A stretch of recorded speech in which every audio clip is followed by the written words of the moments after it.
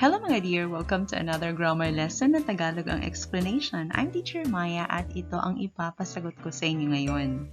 Alin dito ang dapat itama? Ang was, ang used, ang to, or ang be? A, B, C, D. Well, pwede nating itama ang option A. Itong was. Pwede rin ang D. So, dapat itama ang isa sa kanila para makorect ang structure ng sentence. Kung ang A ang itatama natin, dapat i-remove natin to. Ganyan. So, ganito na ang sentence. She used to be alone. Kung di naman ang gagawin natin tama, dapat magiging ing form ang be verb dito. So, magiging being ang be. So, ganito na siya. She was used to being alone. So, hindi tama ang she was used to be alone. Dapat, she used to be alone or she was used to being alone. She used to be alone. Nag-iisa lang siya noon, hindi na ngayon. And she was used to being alone. Sanay siyang mag-isa noon. Ito yung kaibahan ng used to at be used to. Ang kasunod na word ng used to ay dapat base form ng verb. Yung pinaka-original na forma. He used to go to church. They used to like each other. Hindi ito pwedeng sundan ng noun. He used to the church. They used to each other. Hindi pwedeng ganyan. Ito ang ibig sabihin nito.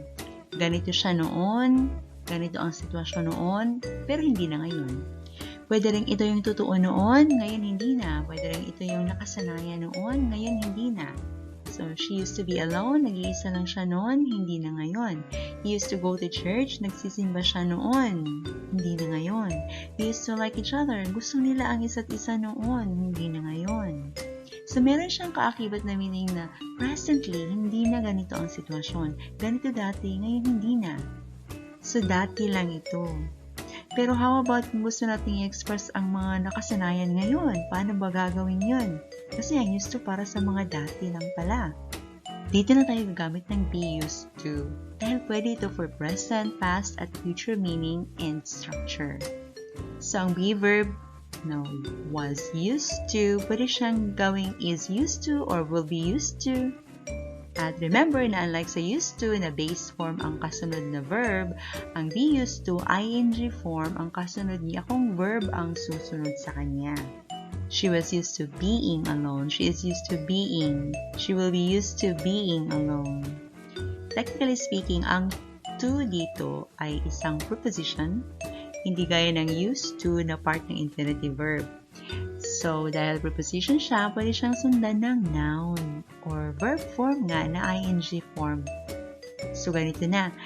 Pwede siyang present, past, or future at ing form ang kasunod niya.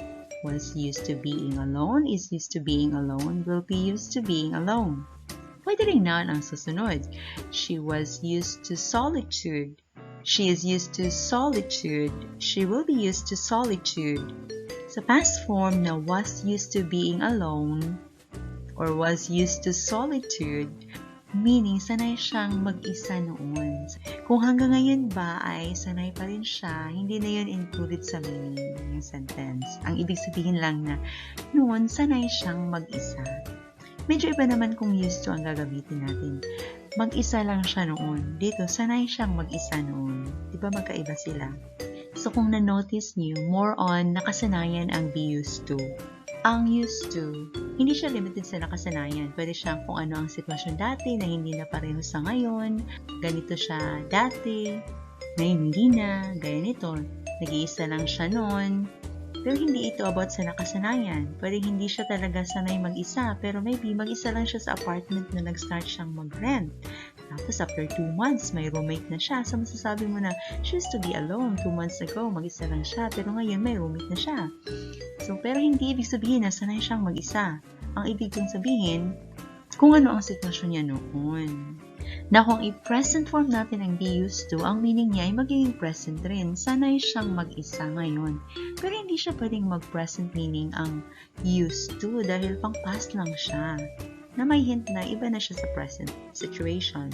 Kung i-future naman natin ang be used to, ang meaning niya magiging future rin, masasanay rin siyang mag-isa. At hindi ito kayang i-express ng used to na structure. Noon lang to. At pwede rin tayong gumamit ng get used to instead of be used to. Pwede itong pang past, present, o future. Pwede rin pang continuous or pang perfect tenses. Mas nakafocus lang talaga ito sa process of becoming sanay. Ang be used to, focus lang siya sa kung ano ang nakasanayan na. She was used to solitude or to being alone. Sanay siyang mag-isa noon. She got used to solitude or being alone. Nasanay siyang mag-isa noon. So, the process of becoming sanay. Dito naman, yung pagkasanay na niya. Focus na yung outcome na sanay na siya. At yun ang grammar knowledge na gusto kong ibahagi sa inyo ngayon. Kung may na-learn kayo at nagustuhan nyo naman ang video ito, please share nyo na rin sa iba para may ma-learn na rin sila. At paki-like na rin po, subscribe or follow para updated kayo sa mga videos na ibabahagi ko. Maraming salamat. Have an amazing day!